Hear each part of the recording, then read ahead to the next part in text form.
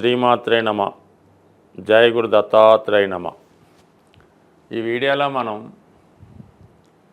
2025 సంవత్సరం మే నెల మాస ఫలితాలు మీనరాశి వారికి ఏ విధంగా ఉండబోతున్నాయి అని పరిశీలించినప్పుడు, మరి మీనరాశి వారికి ఏర్పడినటువంటి షష్టగ్రహ కూటమి ప్రభావం నెమ్మదిగా ఒక్కొక్క గ్రహం బయటికి రావడం జరుగుతుంది. అంటే ప్రారంభమైన రెండో రోజునే చంద్రుడు బయటకు వచ్చాడు. అలాగే రవి ప్రస్తుతం రెండో స్థానంలో మేషరాశిలో సంచరించడం జరుగుతుంది. ఇంక ఈ నెల 6వ తారీఖున బుధుడు కూడా ధనస్థానంలోకి రావడం జరుగుతుంది. ఇంకా 3 గ్రహాలే మిగులుతాయి. అందులో ఈ 18వ తారీఖున మనకి రాహు 12లోకి రావడం, అంటే మొత్తం మీద వీళ్ళ యొక్క ఒకేసారి ఏర్పడినటువంటి ఒత్తిడి, అది మంచి అవ్వచ్చు చెడు అవ్వచ్చు, ఆ ఒత్తిడి ప్రభావం నుంచి నెమ్మదిగా బయటపడడం జరుగుతూ ఉంది. మరి ఈ రాశి వారికి ఈ నెల ప్రారంభంలో రవి కుటుంబ స్థానంలో ఉచ్చులో ఉండడం వల్ల జాతకుడి యొక్క కుటుంబం యొక్క ప్రతిష్ట పెరుగుతుంది. కుటుంబంలో ఒకరికి మంచి ఉద్యోగ అవకాశాలు రావడం కానీ, ప్రభుత్వ పథకాలు కానీ, ప్రభుత్వ పదవి కానీ రావడం వల్ల ఆటోమేటిక్గా సంఘంలో మీ కుటుంబం యొక్క వాల్యూ పెరుగుతుంది.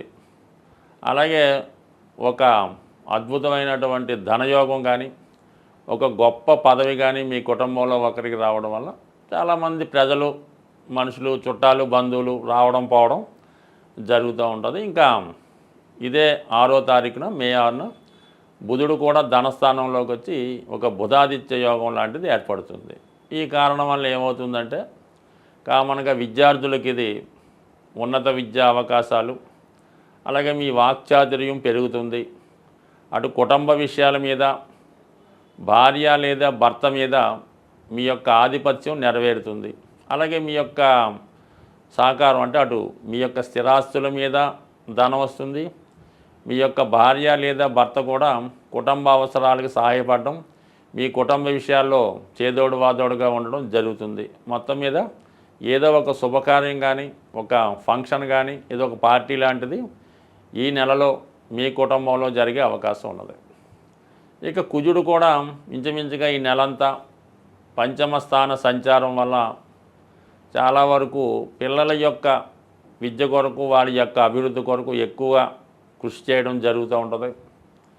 అలాగే 5లో ఉన్న కుజుడు 11ని వీక్షించడం వల్ల ఆర్థిక పరంగా భూములపైన, స్థిరాస్తులపైన ఆదాయం వస్తుంది. పిల్లల సహకారం మీకు లభించే అవకాశం ఉంది. స్థిరాస్తి కొనాలనే మీ ఆశయం నెరవేరే అవకాశం ఉన్నది. కొత్త ప్రయత్నాలు కూడా చాలా వరకు ఫలిస్తాయి. మీలో ఉన్నటువంటి టాలెంట్కి తగిన గుర్తింపు రావడం జరుగుతుంది. అంటే ఇప్పుడు ఎక్కడ మనకి రవి ఫేవర్గా ఉన్నాడు, బుధుడు ఫేవర్గా రాబోతున్నాడు. ఆల్రెడీ 6వ తారీఖులో వస్తాడు. కుజుడు ఈ నెలంతా కూడా అనుకూలంగా ఉన్నాడు.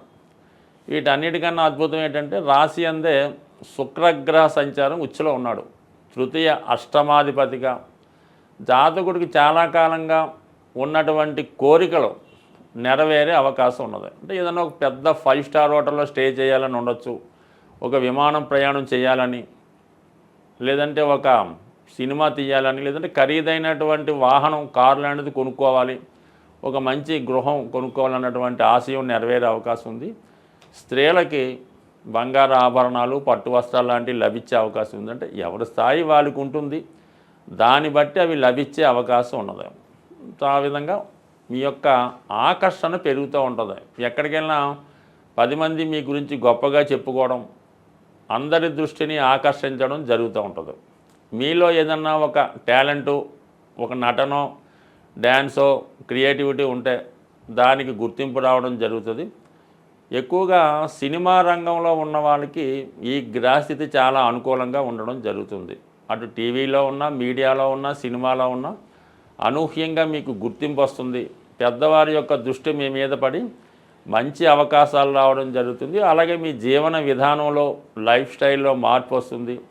అలాగే మీ యొక్క ఆదాయం, దాంతోపాటు ఖర్చులు, హోదా పెరిగే ప్రయత్నం జరుగుతుంది. మొత్తం మీద శుక్రుడు ఓకే.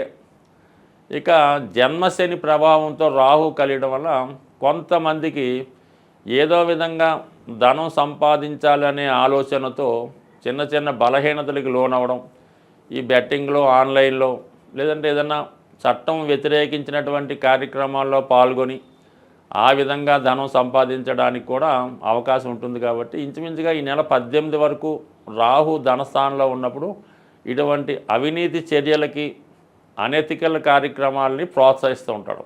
ఆ కారణం వల్ల అటు విద్యార్థులు కానీ, నిరుద్యోగులు కానీ అనుకున్న లక్ష్యాన్ని సాధించకుండా వేరే మార్గంలో వాళ్ళు ధనాన్ని సంపాదించడం జరుగుతూ ఉంటుంది. అది జాగ్రత్తగా గమనించడం మంచిది. ఈ 18వ తారీఖు తర్వాత రాహు 12లోకి వస్తాడు. శని ఒక్కడే జన్మశనిగా మిగలడం వల్ల తరచూ ఉద్యోగరీత్యా ప్రయాణాలు చేయవలసి ఉంటుంది. చాలా వరకు వృద్ధులకైతే ఆరోగ్యం మీద శ్రద్ధ పెట్టాలి, విద్యార్థులైతే విద్య మీద శ్రద్ధ పెట్టాలి. కానీ రాహు 12లోకి రావడం వల్ల చెడు స్నేహితుల వల్ల, బ్యాడ్ డైరెక్షన్ వల్ల నష్టపోయే అవకాశం ఉంది. కాబట్టి ఏదైనా మీనరాశి వారు, విద్యార్థులు ముఖ్యంగా 25 సంవత్సరాల లోపు వారు వ్యక్తిగతంగా జాగ్రత్తగా ఉండాలి. లేదా వీళ్ళ తల్లిదండ్రులు వీరి మీద ఒక దృష్టి పెట్టవలసి ఉంటుంది. అంటే వీళ్ళు చూడడానికి చాలా ఇన్నోసెంట్గా, చాలా బుద్ధిమంతులుగా కనబడుతూ ఉంటారు. కానీ ఈ గ్రహ స్థితి వల్ల కంప్లీట్గా వాళ్ళ యొక్క మార్గం మారే అవకాశం ఉంది. కాబట్టి ఏదైనా జాగ్రత్త పడడం మంచిది. గ్రహాలని, జ్యోతిష్ శాస్త్రాన్ని, గోచార ఫలితాలు నమ్ముతున్న వాళ్ళు సాధారణంగా ముఖ్యమైనటువంటి గ్రహాలు మారినప్పుడు వాటి యొక్క ప్రభావాన్ని చూపించడం జరుగుతూ ఉంటుంది. అందువలన ఏదైనా గ్రహం మారినప్పుడు ఆ గ్రహానికి సంబంధించినటువంటి పరిహారం చేసుకుంటే అది మనకి అనుకూలంగా మారడం జరుగుతూ ఉంటుంది. ఇప్పుడు ముఖ్యంగా 18 నెలలకి ఒకసారి మారే రాహుకేతువులు ఈ నెలలో మారడం జరిగింది. అయితే ఈ రాహుకేతువులే కర్మని నిర్దేశిస్తుంటాయి. అంటే గత జన్మలో మనం చేసినటువంటి పాపపుణ్యాలని ఈ జన్మలో అనుభవించే విధంగా ఇవి చేయడం జరుగుతూ ఉంటుంది. వీటినే కార్మిక్ కంట్రోల్ ప్లాంట్స్ అనడం జరిగింది. మరి ఈ రాహుకేతు మారినప్పుడల్లా ఏదో ఒకటి ప్రతివాడి జీవితంలో మంచి కానీ చెడు కానీ జరుగుతూ ఉంటుంది. అది జరగాలనుకునేప్పుడు మనం కామన్గా ఈ గ్రహాలకి పరిహారం చేసుకుంటే అవి మనకి కొంత తీవ్రత తగ్గి మంచి ఫలితాలు ఇవ్వడం జరుగుతూ ఉంటుంది. మరి ఇప్పుడు ముఖ్యంగా ఏ పని జరగాలన్నా, మనం ఏ గ్రహానికి పూజ చేయాలన్నా, ఏ దైవానికి పూజ చేయాలన్నా ముందుగా విఘ్నేశ్వరుణ్ణి పూజ చేయడం జరుగుతూ ఉంటుంది. కేతువు యొక్క ఆది దైవం విఘ్నేశ్వరుడు అవటం వల్ల మరి ఈ నెలలో మీరు కంపల్సరిగా అది సంకష్ట చతుర్థి రోజు కానీ, లేదంటే మరి కేతువు సింహరాశిలో ప్రవేశించాడు కాబట్టి ఆదివారం రోజు విఘ్నేశ్వరుడి యొక్క ఆలయంలో వినాయకుడిని విధి విధానంగా గరికతో అర్చించి, మన ఎండు ద్రాక్షపళ్ళు అంటే ఎండు ఖర్జూరం కానీ, కిస్మిస్ లాంటివి కానీ మరి స్వామికి నైవేద్యంగా పెట్టి అక్కడ ఉన్నటువంటి భక్తులకి పంచిపెట్టడం వల్ల కేతుగ్రహ అనుగ్రహం లభించే అవకాశం ఉంది. కేతుగ్రహ అనుగ్రహం కావాలంటే పోక చెక్క అని ఉంటుంది. అది కామన్గా ఈ పాన్ సంబంధించిన వాళ్ళు తెలుస్తూ ఉంటుంది. అది ఒకటి పూర్తిగా పోక చెక్క మీ యొక్క వాహనంలో పెట్టుకోవడం వల్ల కానీ, మీ యొక్క క్యాష్ బాక్స్లో పెట్టుకుంటే ప్రమాదాలు జరగకుండా అనుకూలంగా ఉంటుంది. కాబట్టి ముందుగా మీరు కంపల్సరీగా ఈ నెల 18వ తారీఖు తర్వాత ముందు చేసుకున్న తప్పులేదు, ఆదివారం రోజు విఘ్నేశ్వరునికి పూజ చేయించుకోవాలి. దాని తర్వాత రాహు మరి కుంభరాశిలో ప్రవేశిస్తున్నాడు. అందుకని రాహు యొక్క అనుగ్రహం కోసం కనకదుర్గ అమ్మవారు శనివారం రోజు కనకదుర్గ అమ్మవారి ఆలయంలో అమ్మవారి కుంకుమర్చన చేసి ఒక నిమ్మకాయల దండ సమర్పించి 18 సార్లు ప్రదక్షిణ చేసి, వీలైతే పొలగం నైవేద్యంగా పెట్టి అమ్మవారి ప్రసాదంగా పంచిపెట్టినా పర్లేదు. వీలు లేని వారు కేవలం దర్శనం చేసుకొని 18 ప్రదక్షిణలు చేయడం వల్ల సరిపోతుంది. ఏదైనా కంపల్సరిగా ఈ శాస్త్రాన్ని నమ్ముతున్న వాళ్ళు మీరు తప్పకుండా ఈ వినాయకుడిని, అమ్మవారిని పూజించుకోండి.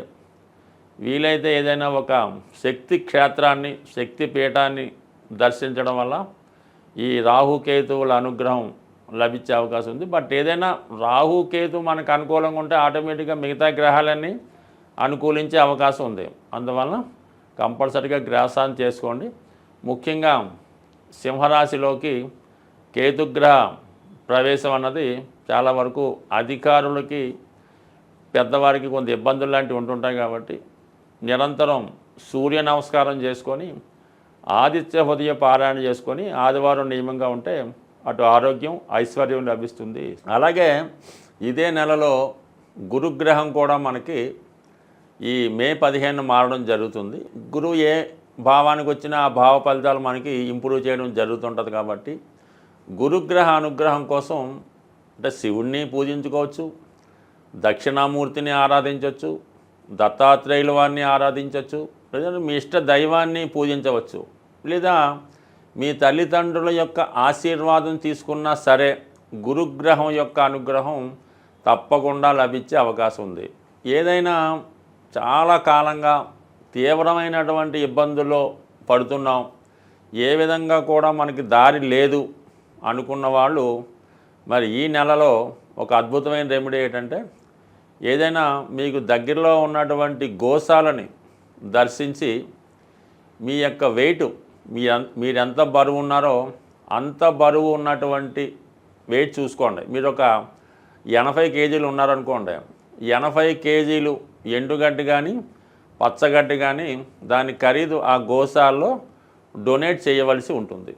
అయ్యో అంత శక్తి మనకు లేదు అనుకున్నప్పుడు దాంట్లో 8వ వంతు, అంటే మీరు 80 కేజీలు ఉంటే ఒక 10 కేజీలు పచ్చగడ్డి లేదంటే ఎండుగడ్డి ఆ గోశాలలో డొనేషన్ చేయడం వల్ల మీరు పునర్జన్మ, కొత్తగా జన్మ ఎత్తి ఎంత బాగుంటుందో అంత ఐశ్వర్యవంతంగా, అదృష్టవంతంగా ఉండే అవకాశం ఉంది. ఈ చిన్న ప్రయత్నాన్ని చేసి సక్సెస్ అవ్వాల్సింది. స్వస్తి.